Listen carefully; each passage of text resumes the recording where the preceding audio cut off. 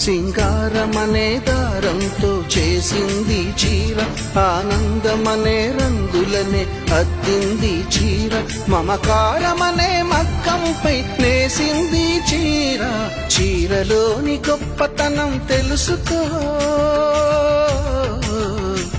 ఈ చీర కట్టి ఆడతనం పెంచుకో.